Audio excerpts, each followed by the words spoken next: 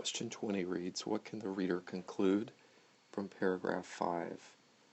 What we're going to do with this question is go to paragraph 5, read it, and look for the information in it so that we can draw a conclusion about what that paragraph is about. And we'll compare it to our answer choices and see what matches up.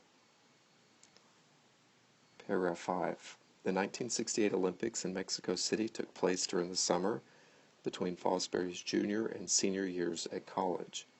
By the end of the first day of competition, he had cleared every height on his first attempt.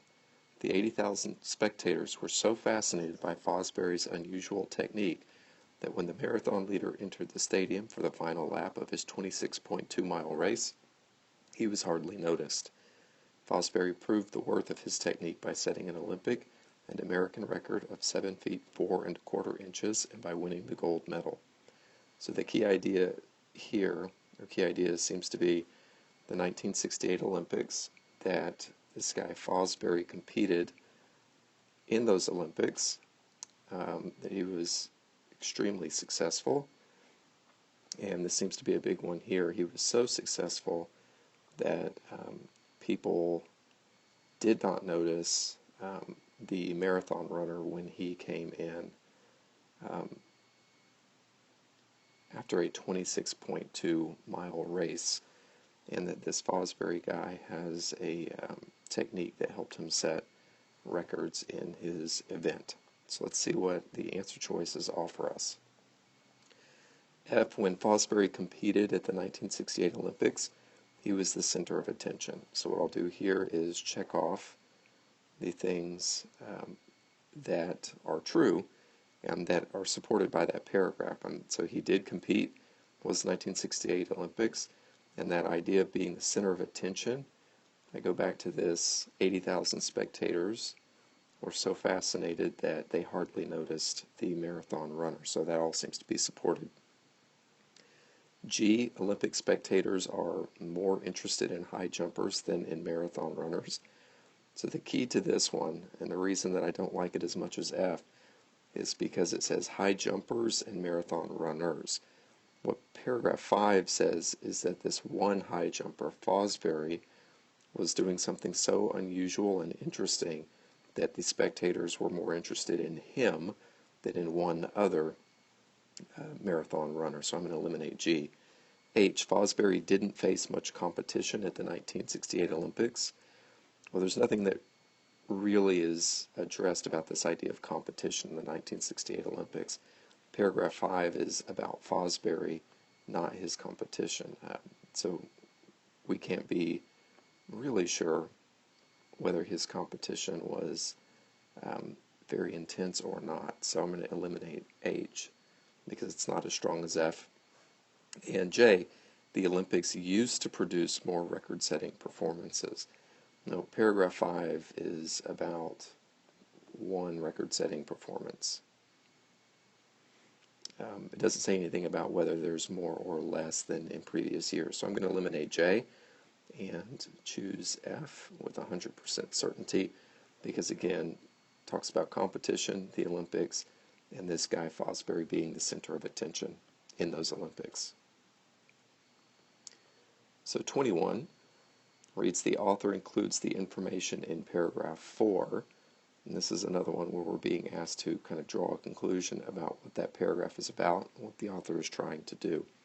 So I'm going to read paragraph 4, and just like I did with 5, I'll mark off what it's about and draw some conclusions. At Oregon State University, where his, let me get rid of what I did with 5 first. At Oregon State University, where his jumping skill earned him a full scholarship, Coach Bernie Wagner discouraged him from using the flop and urged him to use the traditional form. After a year without success, he returned to his own move and broke the school record with a 6-foot 10-inch jump. Fosbury developed the jump so well that he won back-to-back National Collegiate Athletic Association championships during his college career. At the 1968 Olympic trials, he was almost eliminated, but then cleared a personal record height of 7 feet 2 inches on his first attempt. So the key ideas seem to be that this guy Fosbury earned a full scholarship.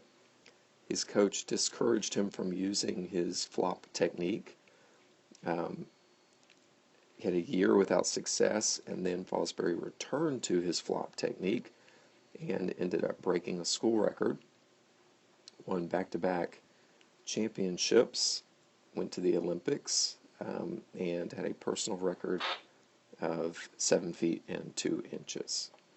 So let's see what 4 offers us in terms of answer choices. A, the author includes the information to show Fosbury's determination and eventual success.